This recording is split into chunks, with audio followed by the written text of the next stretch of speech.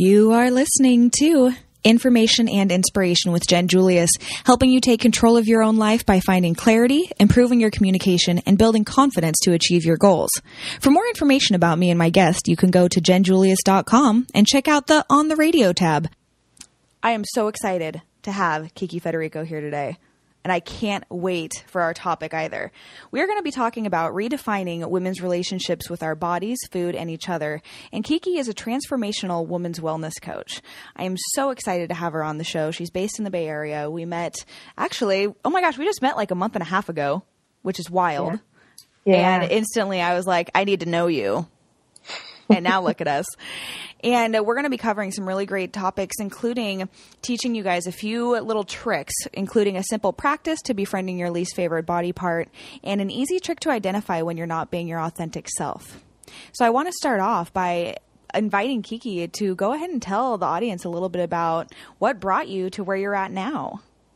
Hey, Jen. Thank you so much for having me, first of all. I'm really excited to be here. And wow, it's been quite a journey. I want to say, at least the thing that really brought me to do this work was that I was in a constant battle with myself up until recently. And I just remember a lifetime of just being the good girl, doing it all, making the grades, getting into the school, getting the internship, getting the job, doing everything that I was supposed to be doing. And yet I was at war with my body. I was really struggling with this preoccupation with food. And I didn't feel like I really had a solid group of friends. And so I realized this is not it. There's got to be something better. So I really sort of set out on a quest to figure out, how do I live an inspiring life? How do you actually be healthy? Who are these people that are okay with themselves? Right. And so that sort of led me to really do some soul searching and to really figure out what it is that I'm here on this earth to do. And that's really what led me to being a transformational women's wellness coach, in part because I just never want women to feel the way that I felt, to go through what I had to go through with my body, or for our young girls to grow up without role models. Wow. Who are a few of your role models?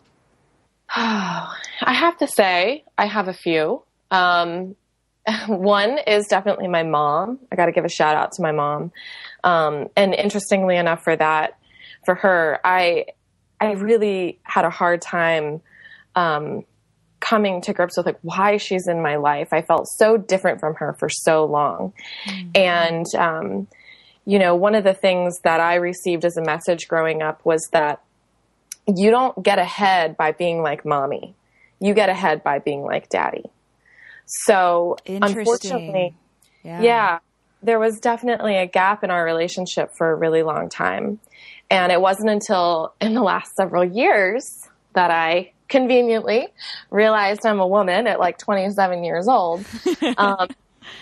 Did I really understand why my mom is in my life and the role that she has to play, and that she is representative of just a really feminine and in touch with her emotions and creative and interested in reading and all of the arts and things like that. So my mom has really come into my world as a role model a little bit later on, once I really embraced my femininity and once I wasn't trying to separate myself from her in terms of what I thought I needed to be in order to be successful in this world.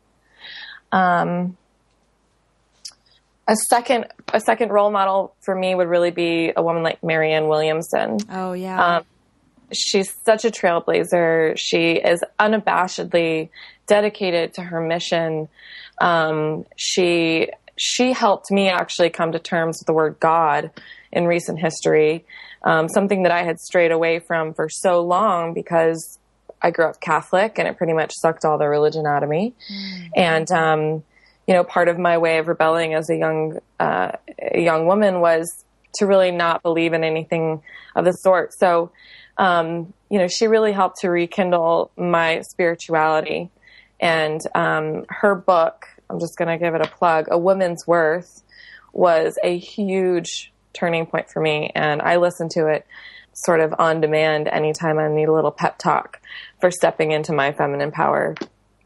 And my third is definitely Beyonce, because I just to dance, and that's the truth. I love it. That's actually, my best friend loves Beyonce, and she's a professional dancer. So it's Beyonce is apparently pretty off the chain, and I don't even know. Apparently I need to find out more about Beyonce.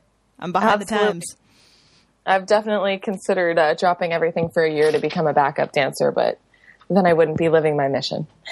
You know, we can chat about that another time, because I'm sure we can find a way that it fits in. Awesome. Well, I had to ask that because I think as you're talking about being a transformational women's wellness coach and what really brought you there, people often don't embrace the importance of role models and mentors, right? Right. And I think it's so important for people to recognize not only a role model, but a mentor or a coach or some kind of person who's directly supporting you on your path towards growth is so important for your path towards growth, right? Absolutely. And, it's interesting that you bring that up, because one of my complaints and one of the reasons that I actually do this work is because I looked around and there really was a lack of mentorship. And I've had this conversation recently with a lot of my girlfriends, just sort of out of curiosity. And the resounding answer is, what mentor? I don't have a mentor. So that's part of my mission, is to help women step into their power so that our next generation of girls doesn't have to say, I don't have a mentor. I have nobody to look up to. Yeah. Yeah. And I think that when we're trying to just navigate the world, especially with the rapidness of the changes that are happening, and we don't have someone helping guide us, it can be a million times more intimidating and scary. Absolutely. And, I just taking that example of like realizing I'm a woman at 27. I mean, I remember that night vividly, and I remember how pissed I was, because here I was 27, and everybody, I guess, has seen the photo, for the radio show. I've got the parts, but I didn't own it. I didn't see it as an asset. Mm-hmm. For me, it was, my femininity was something that I turned on when I needed to get ahead, or I needed people to like me, and then turned off when I needed people to respect me. And I remember how pissed I was that night, because I sat there saying, my society, school, education, my family, everybody let me get to this age without me knowing I'm really a woman. So that coaching aspect, that thing that you get through a mentor, it's like, those are the life skills that we're not taught in formal education. We're supposed to just sort of pick them up by going off to college and our life experience. But, it's my opinion that we really do need some more consciously, curated education on how to find out who we are. And for women, how to be a woman and how to understand our body and all of those things, because it's a real gap that's missing in terms of our development. I feel like we should probably dive into that a little bit more, because I think that's a big commonality that not only you and I share around, body image stuff, right? And something that I share a lot with my followers, and it's on the About Me on my website. I dealt with an eating disorder and addiction for about 4 years when I was a young woman. That was pretty severe, pretty intense.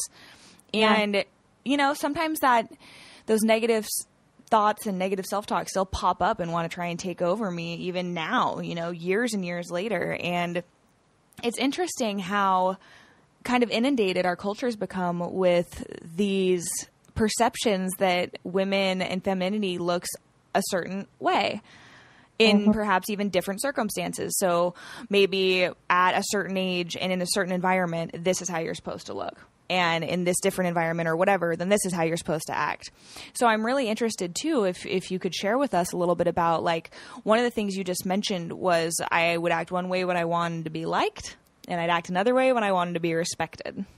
Right. And I would love to hear your thoughts on that a little bit more, because it's something that even I've been looking at with myself as a woman and as a young woman in business. How am I showing up fully myself as a woman in business, especially since I specialize in supporting self-employed moms and really creating work-life balance? How am I also embracing myself as a woman in business and making sure that I'm not allowing the culture to sway me so much on my behaviors? Does that make sense? Absolutely. Absolutely. So it highlights in a way for me, the importance of our body and our appearance as women.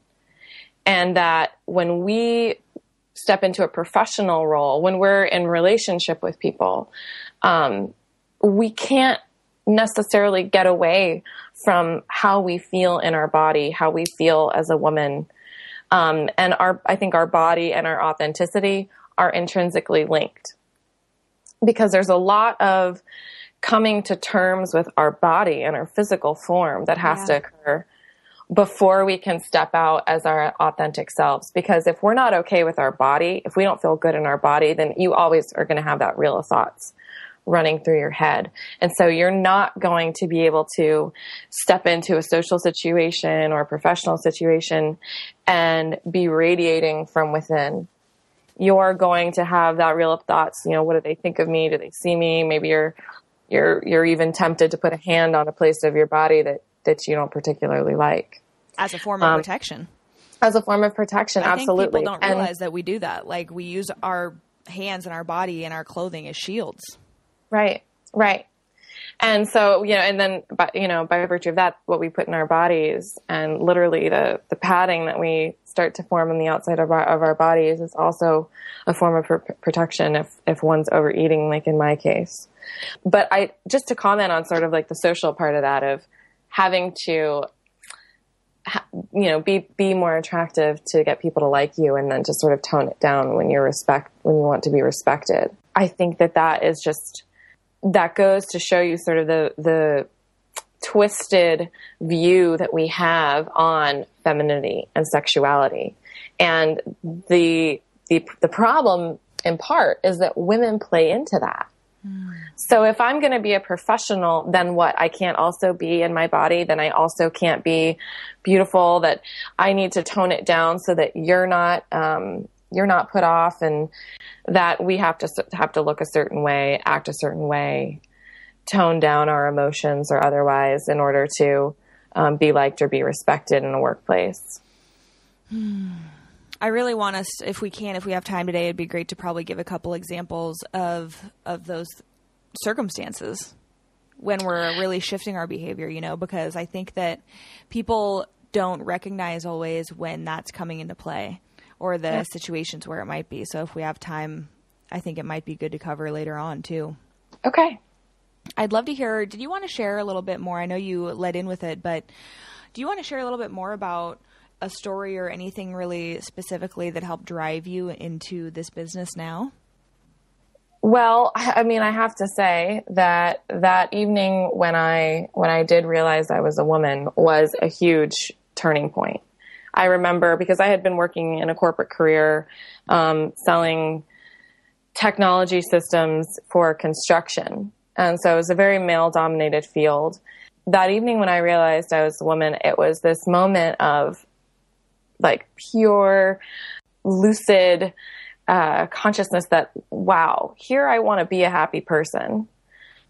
I have zero relationship with the essence of who I am. And so that was a huge turning point, because I remember showing up the next day to work and really thinking, this is not it. This cannot be the entirety of my existence. Really to sort of like, to have to placate to, a system designed by older men that told me that I need to be this way or the other. And I will throw in an anecdote here. I remember at one time being asked if I could, quote unquote, work with one of my coworkers in terms of her appearance, and how I was just like, I was flabbergasted. How can you be asking me such a question? Because that would have made it better for her and her sales career if she had worn more makeup or done her hair differently or something like that. So how did she pose that? Yeah, I'm curious. Like, what was she asking you to consult? Well, she wasn't asking me. Oh. She wasn't asking me. I was being asked by some other coworkers or manager to work with her. Oh. And it was such an interesting sort of glimpse into what the perception was, and then is that really my role here, that I'm essentially your eye candy or something like that. So they were basically saying she wasn't looking the part they thought she should be. Absolutely. Absolutely. And, but to be honest with you, I wouldn't show up to work a day without makeup on. Absolutely not. I knew better. And, so, part of that, when I left my job and I actually spent a couple months in Bali, it was the first time that I would actually wake up every day and go to sleep every night completely myself. I didn't wear any makeup. I didn't have to be anything. I didn't have to pretend to like people to get ahead or to get them to buy something for me. It was so liberating. And that was probably the next really major turning point of just being in an environment where I could be that free and tasting it and being like, wow, I need to get women to feel this way. I need to let women have permission to feel that they can just be themselves. And so that's why then I create, programs and I do coaching and I create experiences for women to come and feel safe to be 100% themselves in their full range of emotion, full range of expression, however their body looks that day. And I think that I'm excited for us to dive into a little bit more about the importance of being in our body. Because I think a lot of people don't even understand what we mean when we talk about that. I think we actually have a concept we are going to touch on today about being really embodied, right? And what that means and what that looks like. And I think that it's important that we expand on that a little bit, because when we talk about it with people that maybe aren't in a similar field to us, they're like, well, of course I'm in my body. I'm standing in front of you. And they don't really realize that oftentimes when we're not really actively trying to stay grounded and stay in our body, we're disconnecting severely to such a point that we're almost manifesting diseases, or our body is going to start having reactions that make us say, hey, I better pay attention to my body and its health, right? 100%. So could you share a little bit about why we need to be in our body, or how to be embodied, or more specifically, why women leaders need to be in their body? Absolutely. So, when a woman doesn't feel good about her body, or when she doesn't feel good in her body, it affects every other part of her life. And it's not just because there's this undeniable pressure to look beautiful in addition to being smart and charming and cool. It's a hard life we live. Right? That's the deal. But it's also about feeling a certain way in our bodies. And that's really where I focus. It's not about necessarily how you look, but it's how you feel. And so for me, being embodied is having an awareness from the inside out. So many women only understand their body based on how it looks in the mirror. Right. And I run across so many women that they come to me and they say, I can't dance. And that's a whole other problem I'm trying to solve. But for women, dance is important to you as a form of embodiment, right? Absolutely. Because it's this organic movement, and it's the ability to listen to sort of those subtle cues inside the body of how it wants to move. And for women, you think about the ability to sustain and create life within our bodies, and then our bodies are in the cycle with the moon. So it's no coincidence. There's a lot of intelligence that's built into all these hundreds of thousands of years of evolution. There is a language of the body that, again, just like we're not taught to be women, we're not taught to necessarily learn who we are. We're not really taught about our body in a really in-depth way. And yet this is our vehicle in everyday life. This is our container, our temple, some would say. And so just to go back that, when a woman isn't feeling good in her body, it affects every other part of her life. It obviously affects her sex life and her relationships. It affects her social life when she's getting ready, how her clothes fit and how her clothes feel. It'll affect her eating habits. So if she's not feeling good about herself, she's not feeling alive in her body, she might be gravitating towards more sugar and caffeine, which is wreaking all sorts of havoc inside of her. It's going to affect her self-image and her self-worth. And that could be because of outside pressures, or just because maybe she looked a certain way before and now she doesn't, and how she shows up in her ability to be a leader. Because, I know for myself, I had thoughts like, wow, if I can't even control what I eat, how the heck would I run a company? If I can't even control my body, how then can I control the rest of my life?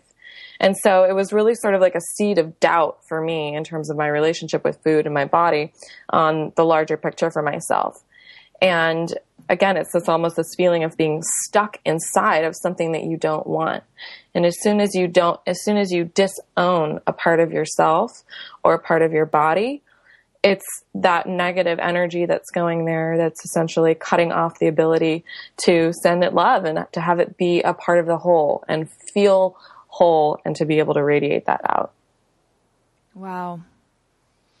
So are there some practices or tips or something specific that women could do to try and, I don't know how to say it, to step into their body more or to be more embodied or? Absolutely. So the first step, the quickest trick is through the breath. And that is so important. And I know that the breath is brought up in yoga and things like that, but in our modern lifestyle where we've got, busy as a status symbol, we just don't have a lot of time. Oh, did you just say busy as a status symbol? I think I like that. Yeah. Yeah. How are you? Oh, so busy. Me too. It's just this idea that if you're not busy, then you're lazy or something like that. And you know what my coach says? She says that busyness is the killer of relationships. Mm-hmm. And relationships are something that, especially as women, we really need to make sure we're cultivating and sustaining. Exactly. So I love that you say that, though, because when I think about being in the body or being embodied, liking being in your body, it's not just for the sake of looking good, but it's actually about being in relationship with yourself, being able to access all of your gifts. And quite frankly, if vanity is the doorway to get you into your body in a conscious way, then so be it. But really, that is able to be accessed through the breath. And so in order to establish a relationship with your body, you first need to start with the breath. And that can be a simple inhale for 4, exhale for 5. As soon as you extend that exhale a little bit longer than the inhale, you're actually in control of what hormones are being sent from your brain out into your body. You're actually able to control whether you're in the state of rest and repair and healing or fight or flight. And unfortunately, with our modern lifestyle where we are so busy, where we are stressed out, we're stressed out over emails and jobs and being late to meetings. It's this artificial signal that used to be able to protect us, this ancient survival mechanism, our sympathetic nervous system that used to be there to protect us in case our life was in danger. It's now switched on all the time. And so when you've got adrenaline pumping and then you're also feeding yourself with coffee, your nervous system is it's freaking out. It's on high alert all the time. So the breath is going to be able to allow you to actually go in and settle down your nervous system so you can actually start to feel what your body feels like on the inside. Wow. And this is just a way to just get more connected. And that same mechanism that I just talked about, your fight or flight or your sympathetic nervous system, that's only supposed to switch on really quickly in a moment of actual real danger and switch back off. That's going to tell your body we're in stress. It inhibits digestion. It's going to hold on to anything you eat. So that's actually something that's sabotaging our women in terms of being able to lose weight, is by being in that constant state of stress. So you really want to use the breath to go in and drop in to be able to calm your nervous system down so that your body gets the signal, okay, we're okay. I can relax. And that it can actually start to release some of that extra weight that you may be carrying. And that you can actually start to consciously feel what it's like to be in your body. I think that the conscious part is such a key part too, that a lot of people forget.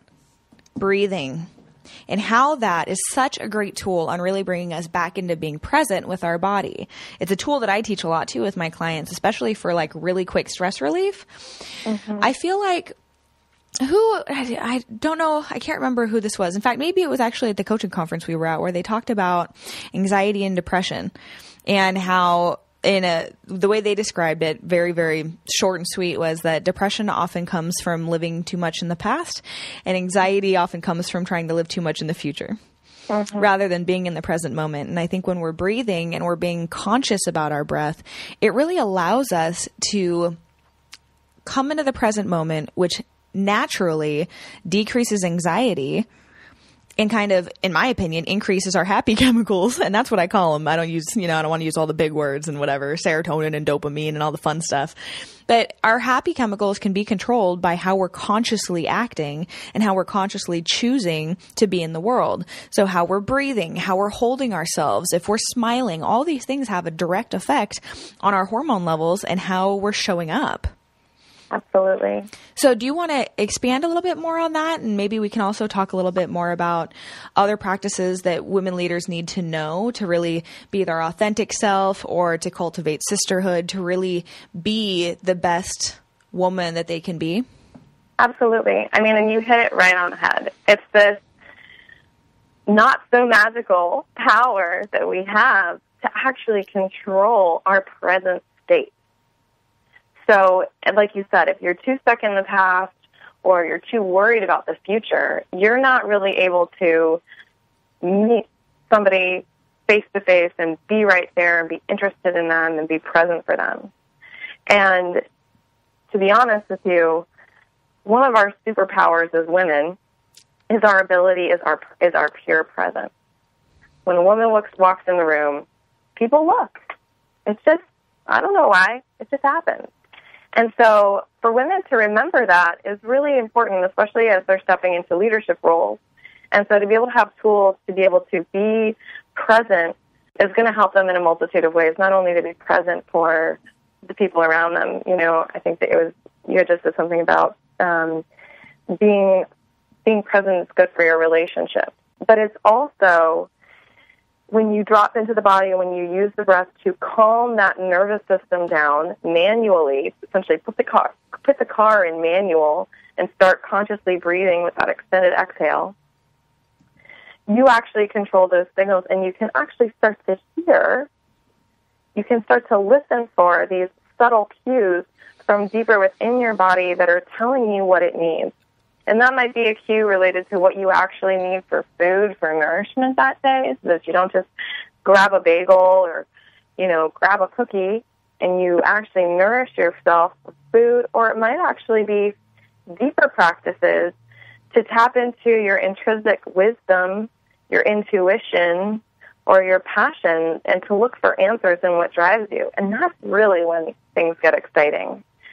For us as women, especially if you want to start your own company, if you want to if you're an entrepreneur, you want to be a leader, what do you stand for? What do you have to say? You're going to need to make decisions at some point.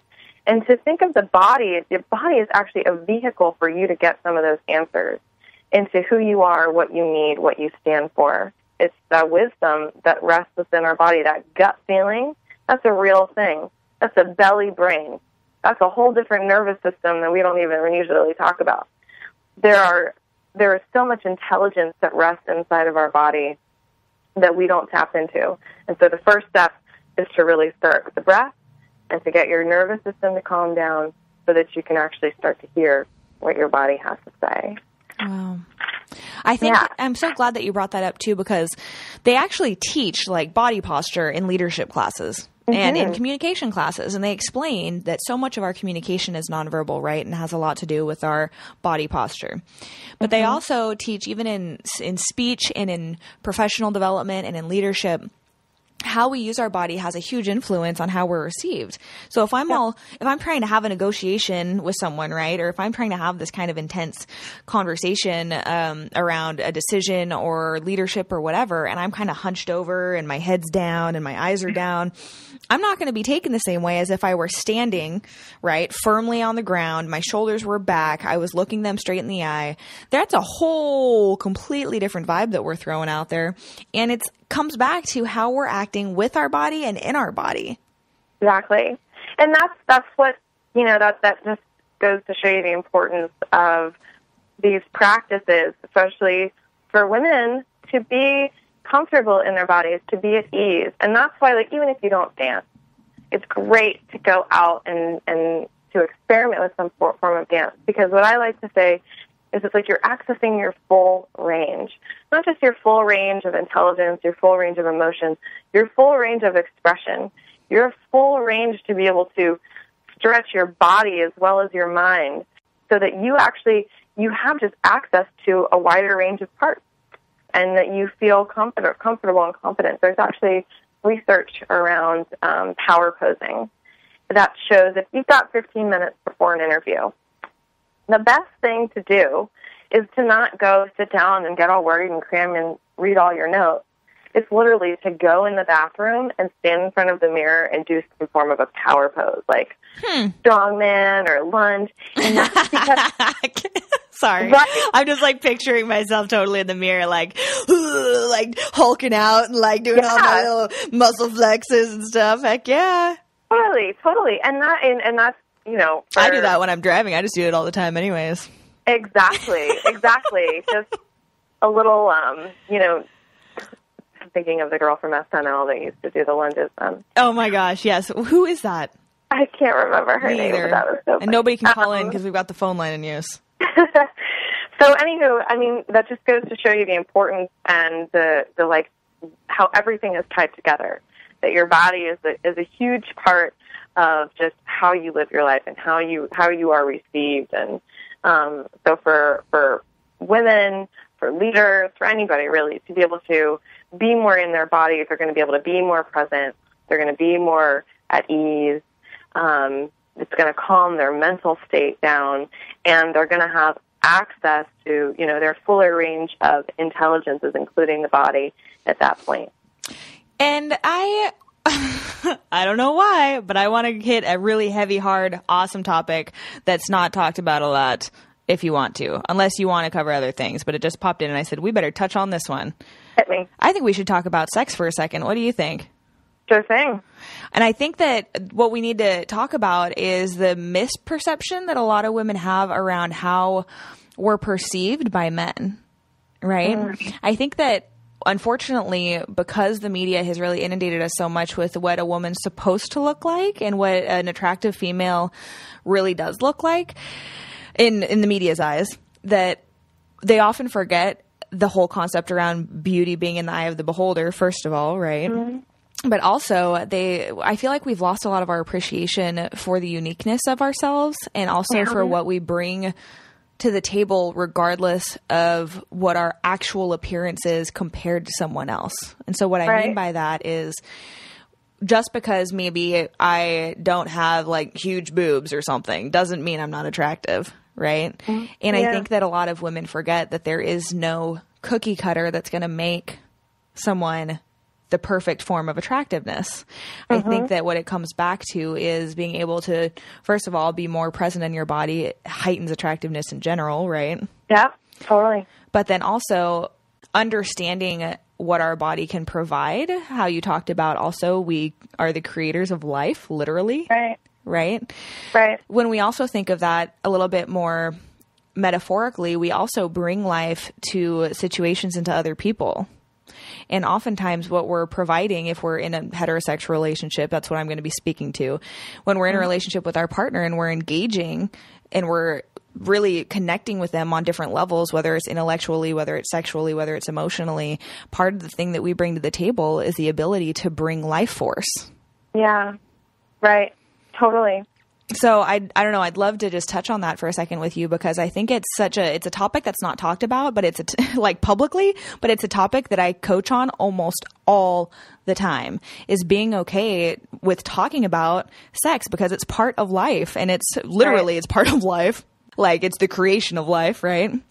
Yeah. But it's also something that also has, I mean, we don't have time to really talk about it too much today and going into what it can help when it's harnessed as a form of creative energy and used as a power in that way. But just being able to maybe share some ideas with women around how to maybe even improve their sex life by simply being more present.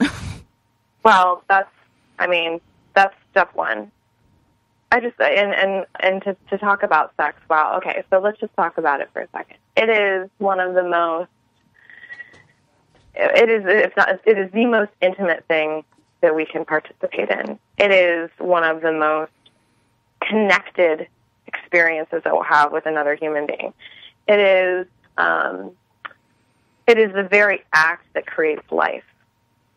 So, if that's not... There's a lot of sacredness around it. Exactly. If that's not a sacred act, that's not a time to tap into something like greater than yourself, then I don't know what is. Yeah. And for a lot of women, we are not taught that. We are taught that sex is dirty. We're taught that our bodies are dirty, that it's this evil temptation, and oh my gosh, I can't believe it's happening. It's like there's such a stigma around it. And so I think aside from being pregnant, from being present, Freudian slip. Well, being pregnant too is a whole different journey that we could talk about, definitely for a different show. Yeah. Mm-hmm. And, for women to remember the beauty and the sacredness of that moment. And that might actually require us to demand a little bit of a different connection from the men in our life, because they're not taught it either. In most religions, sex is not a spiritual act. It has its purpose.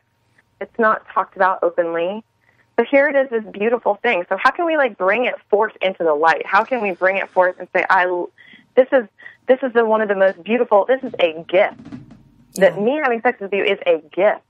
This is not an obligation. This is not a tool. This is not a way for me to punish you when we're in a fight. That this is a gift that we share. And I think that is when a woman comes with that understanding, she respects her body more. She understands that this is something beautiful that she has, and that it's more than just the physical connection. It's the heart connection with that person in the room, and that is going to allow us to really get a lot more out of our heads and think I need to look a certain way. When you think about, wow, how beautiful is it that I am sharing this space with this person? And that might also require us to approach sex and who we have sex with, and how we have sex a little bit differently. Right. And really also, and I'll try and wrap this up quickly. It's just such a big topic that I'm pretty passionate about too, because I think that a big loss that we have is by not communicating in general, and in our relationships in general, but also in this circumstance either, letting people know what we want or what we need or what's right for us, right? Or what would make us feel safer or whatever. And that's, I think, a key component that women often forget is if we're not feeling safe in any circumstance, then it's going to really cause a lot of our hormones to be peaking because we're constantly on edge because we're not feeling safe and our safety feels threatened. And I think that that's something important to recognize too, is our body is going to respond differently depending upon the circumstances we're in and the circumstances we're allowing ourselves to be in. Right. So if we don't feel safe or we don't want to be doing something, our body is not going to be very aligned with it. Right. So I think, go ahead.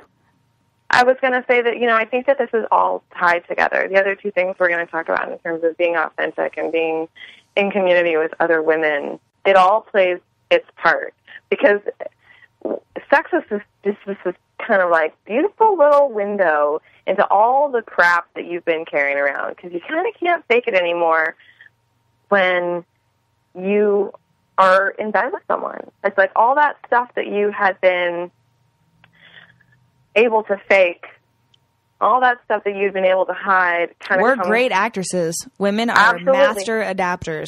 Absolutely. And, you can still be faking it during sex, but at least you're faking it. Mm-hmm. And so it's that, this is all tied, right? We need to drop into our bodies. We need to be able to be present in our bodies and feel it, because we should be able to close our eyes and not even worry about him sometimes, and we get so worried about what we look like and all of these things. It really takes us away from the experience that we're having in our bodies. We also need to be in a place where we're not apologizing for who we are. And that we're okay with ourselves. And part of that also comes by being in community with other women and talking about this openly in such a way that we don't feel embarrassed. We don't feel embarrassed that, You know, maybe we have everything else right in our life, and yet we are not having an orgasm during sex. And we feel so much shame around things like that. We feel shame around the way our body parts look. And so it's really important for us to embrace who we really are in the presence of other women, because it's like that's just where you can really let your guard down and you can start to really say those things that are on your mind that are keeping you from experiencing, you know, the joy of life. Yeah. Yeah, go ahead. I'm totally in agreement, and it does lead us straight into the other things that we wanted to try and touch on today around just really being in our authentic self, right? And as a woman leader, like the importance of stepping into our authentic self and really embodying who we are, and also then creating sisterhood, because as women, I just got so emotional. Our experience in the world is completely different than men and probably always will be. And our experience around, how do I say this one? For example, the safety that we have in the world is completely different than when men experience. And the best example that I heard a woman give a while ago, it may have been a coach I was following or something, said that men can go for a run or a hike in the woods with their Walkman. God, that dated me a little bit, didn't it? With their music on, their MP3 player on or something, and not even think twice about it. Whereas a lot of women would either not go at all by themselves or would be on edge or scared the whole time to go run through the woods by themselves with earphones on. And it just kind of brings me back to the simpleness of the differences of who we are as creatures, right? And then also just honoring that too, rather than constantly trying to force ourselves to be the same or be equal, or like you said, to drop our feminine energy and push our masculine energy when it's really not serving us, instead of just honoring like, hey, you know what? Yeah, this is different and this is just what it is, and accepting what is, and honoring if maybe we don't feel as safe doing something, perhaps because we're a woman, but then how can we remedy that? Or how can we ask for support? How can we cultivate sisterhood, right? Like we're going to talk about next. Or how can we just, instead of making it a negative, make it also a positive, you know? Right. So sorry, it's something that's on my mind right now, is just the simplicity around how it's okay that men and women are different. And it's actually a really good thing. And it's something that I teach a lot with my clients too, is understanding gender differences and appreciating them, and even highlighting them as advantages and benefits for us in a relationship. You know, how can we utilize our strengths to support each other? And how can we understand the differences that we experience as the different genders? I totally agree with you, Jen. It's the fight for gender equality, and, you know, even the signals that I was getting as a young girl that in order to get ahead, you need to be like the guys. You know, it really was something where it was like, we can be fighting against our femininity or not owning it, but when you realize that it's a gift, you know, you can't go running out in the woods by yourself, but we have other gifts. And that's part of the importance of coming together in community as women, is for us to be seen and that's part of the reason for dancing, to feel in our bodies like how we want to feel as women. When we come together, we can have the power to give each other permission to be who we really are, to be seen. And I think, you know, in my opinion, that trumps being able to, you know, necessarily do everything that the guys do, because you feel so full from that. And so it's just, it's the need to feed ourselves and the need to nourish ourselves in all these different ways. And men nourish themselves differently than women do. And quite frankly, you know, we haven't necessarily been given the forum or the examples or the structure to meet together, to nourish ourselves in this way for a really long time. And maybe we just do want to jump over to the sisterhood aspect. Yeah. We used to gather in circles, and there were lots of rituals, you know, when we were celebrating seasons. And in fact, the Sabbat, originally formed, it was once a month when the women were menstruating. Everybody rested. So we forget sometimes that we used to have this reverence for women. In certain cultures, women were seen as magic because they could bleed without dying. They could sustain life. Like, wow, they were respected. They were the elders. In Native American cultures, you know, they would come and make decisions. They would consult the women elders before they would make these decisions. And slowly but surely, we were broken up from that, you know, whether it be witch hunts or, you know, other things to break down how women come together. And now we're in a society where we've come from a lineage, a history of oppressed women, a history of women who have not been gathering and coming together.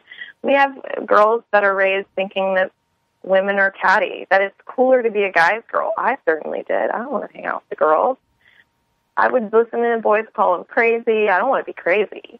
I don't want to be emotionally unstable. I want to get a good job. I want to make something of myself. So to disassociate from women has really been to our detriment. You know, as women, as leaders, it is so important that we actively reach out and lift each other up, consciously engage with other women, and honestly, simply listen to them. So this is one of the 3 tips that we're going to get, you know, an intuitive way to form sisterhood. And that is, it's so simple. When you meet another girl, when you meet another woman, when she's speaking to you, put your cell phone down and look at her in the eyes and listen with your whole body. Imagine that your skin can listen to her. You will be amazed what happens when you just drop your story, drop your stuff, drop the way you feel about your body that day or what you should or shouldn't have ate or how your boyfriend treated you earlier, and just be there for her. Yeah. And maybe you put your hand on her forearm, and I mean, that goes back to art, to cultivating that ability to be present. I really appreciate that too, because I think that you're actually a perfect example of this, Kiki. I think that when we're really in alignment with ourselves and we're really on kind of our intuitive path, which tends to also be the path for our purpose, right? Then we're able to make quicker decisions that are in alignment with our path and with our purpose. And when we were at that coaching conference, I literally beelined to you when I saw you because I went, who's that? I need to know her. And I just knew as soon as I saw you from probably literally like 40 feet away that that was someone that I was going to connect with. And I'm pretty sure I introduced myself to you that way too. Like, hi, I think we need to talk. And how crappy would it have been if I had been distracted and sort of like darting my eyes around and not really listening to you? Like, what a bummer would have been. Yeah. Because look at us now. And look at us now. And that's funny that you say the darting eyes thing too, because I just want to touch on that really fast, that I noticed myself doing that a lot. And I actually, when I noticed someone was noticing me doing it, I explained to them that it's something that's still kind of inherent in me around safety again, that I'm constantly kind of hyper aware of my surroundings. And it's something that I feel like is almost ingrained in me still, from that kind of safety perspective, to always be noting what's coming towards me, what's around me, what's behind me, what's, you know. So that's something interesting too, that when we can really try to say, even have the affirmation that I teach so much, I am safe, right? And drop in and be more present with who we're speaking with to and engaging with, that really helps heighten our connection as well. Right. And then that moment, you get beyond your story. You get beyond your ego. You get beyond your issues. And you receive somebody else. And you can potentially, in that moment, see the beauty in them, see the light in them. And, like, really what that does is that only feeds it back into you, so you begin to see those things that much more in yourself. Right. So as women, if any woman is going to step into a leadership role, I personally feel that it is her obligation. It is any leader's obligation to actively reach out to women and to lift them up and to just listen to them. And you'd be surprised how our stories are so similar. Our struggles are so similar. Yeah. Yeah. I just saw the time and I realized I want to make sure we summarize and clearly point out the tips that we had given people that we promised, while we still also share maybe some information about how people can reach us, and then also anything else that we need to wrap up with. So absolutely, So we talked about we just talked about the way to really form sisterhood among friends and even new acquaintances. What was our easy trick to identify when we're not being our authentic self? Yeah, so we didn't talk too much about authenticity, but that's another big piece. We can only fake it for so long. So as we step into roles as leaders, as women, it's important to be ourselves. And so how can you tell when you're actually being yourself? And there's a really cute or cool trick from Brene Brown, actually. If you haven't listened to The Power of Vulnerability or read it, I highly recommend it. It's basically, don't shrink, don't puff up. So if you in your mind can have some conscious awareness, if somebody says something to you and you want to shrink down and you're like, oh, and be a lesser version of yourself, you're shrinking. If you want to pump yourself up, maybe even tell a white lie about something you did that you didn't really do, that's puffing up. And so how can you just create some awareness around when you're moving in either of those directions and just stay in the center of who you are? Wow. Don't shrink, don't puff up. Yeah. Yeah. And then also we talked about breathing earlier, and how can you kind of connect the dots again between how breathing really consciously connects to the simple practice for befriending our least favorite body part? Yeah. So the trick to befriending your least favorite body part, what I like to do is actually get some oil. So my tummy has been my least favorite body part for years and sort of my symbol for so much of my self-worth.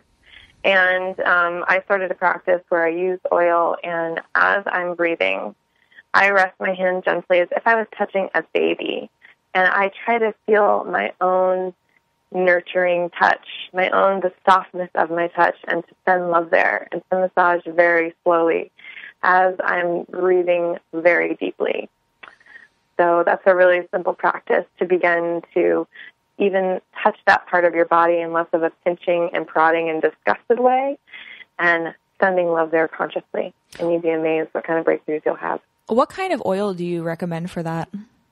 Any kind of oil, really. I mean, it can be coconut oil that you cook with, and it'll just melt in your hands, yep. Or it can be cocoa oil or vitamin E oil or anything, yeah. Cool. Lavender, really good options at Whole Foods, too.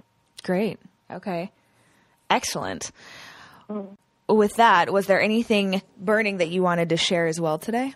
Just in summary, that what I'd like for women to take away from this is that they don't have to sacrifice their body nor any part of their soul to step into their full power as a feminine leader. I love it. I was actually going to ask you, my follow-up was going to be, what would you want to shout to the world if everyone was listening right now? And it sounds like that would probably be it. Yeah. Say it again for me. You don't have to sacrifice your body nor any part of your soul to step in your full power as a feminine leader. I love it. And I bet there's a lot of women that are scribbling that down. Right. So, Kiki, where can people find more information about you or get in contact with you? Absolutely. So they can find me at www.kikifed.com.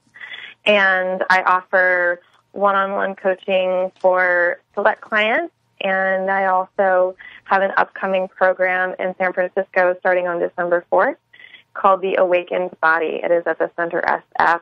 And it's going to be an incredible, juicy journey combining ceremony and sisterhood and dancing and coaching and meditation. And it'll be a really great journey to break through in the company of some sisters who will support you.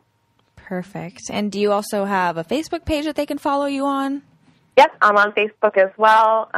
You can just search for Kiki Federico, Federico, and you can find me there. And I welcome your questions, your thoughts, your comments, and I just look forward to connecting with anybody that's listening. Hooray. Hooray. And I need to say thank you all so much for listening to Information and Inspiration with Jen Julius. For more information about me and to check out some of my previously recorded shows, you can go to jenjulius.com. That's JenJulius.com. Or you can like me on Facebook at facebook.com/JenJuliusCoaching. Thank you so much for listening. And Kiki, thank you for being on the show with us today.